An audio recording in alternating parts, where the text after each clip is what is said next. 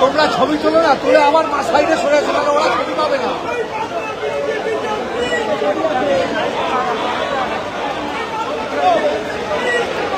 সাংবাদিক বৈঠকের মাধ্যমে পূর্ব ঘোষণা অনুযায়ী বাংলা ভাষা আর বাঙালি নির্যাতনের প্রতিবাদে 16 জুলাই পথে নামল জোড়াফুল শিবির। মূলত কেন্দ্রীয় ও বিজেপি শাসিত রাজ্যগুলিতে বাঙালিদের ওপর নির্মম হেনস্থার বিরুদ্ধে সরব তৃণমূল সুপ্রিমো। ইতিমধ্যেই বর্ষার কালো মেঘ ঘনিয়ে আছে মাথার ওপর, যখন তখন ঝরছে অঝোরে বাড়িধারা। সে মতোই বুধবার কলেজ স্কোয়ার থেকে ডোরিনা ক্রসিং এর এই মিছিলের রাজপথে হাঁটতে গিয়েও বৃষ্টি মুখর দিনটিও কোনো রকম বাধা আনতে পারল না তৃণমূল কংগ্রেসের প্রতি। এই সমস্ত কিছুকে উপেক্ষা করেই এদিনের কর্মসূচিতে যোগদান করেন মমতা অভিষেক।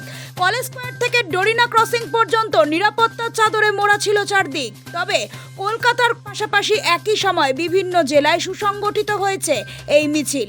মুখ্যমন্ত্রী বলেন, বাংলায় কথা বললেই আজ ভিন রাজ্যে হেনস্থা হতে হচ্ছে, বাংলা ভাষা বললেই অপমান, ডিটেনশন ক্যাম্পে পাঠানোর হুমকি। এটা কি ভারত? তৃণমূলের অভিযোগ, বারবার কেন্দ্র ও সংশ্লিষ্ট রাজ্যগুলির মুখ্যমন্ত্রীদের চিঠি দেওয়ার পরেও কোনো ব্যবস্থা নেয়নি বিজেপি। উল্টে যারা এই অন্যায় করেছে তাদেরই মদত দিচ্ছে বিজেপি।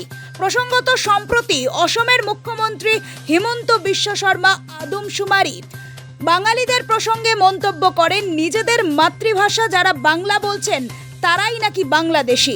এই মন্তব্য ঘিরেই তোলপাড় হয় রাজ্য রাজনীতি। দেশব্যাপী বাঙালিরা সোশ্যাল মিডিয়ার মাধ্যমে প্রতিবাদ জানান। দেশ জুড়ে বিতর্কও তুঙ্গে। তৃণমূলের মতে এটা সরাসরি বাংলা ভাষা ও বাঙালিদের অপমান। মূলত এই ঘটনাকে পাথেয় করেই 16 জুলাই কলেজ স্কোয়ার থেকে ডোরিনা ক্রসিং পর্যন্ত এক সুবিশাল মিছিলের আয়োজন করে তৃণমূল কংগ্রেস, যাতে তার স্পষ্ট বার্তায় আহ্বান জানানো হয় সাধারণ মানুষ সহ তৃণমূল কর্মীদের। সে মতোই পায়ে পা মেলান তারাও।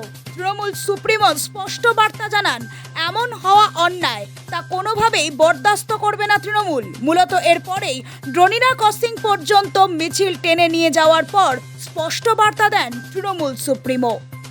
Bureau report, Nobel Bangla.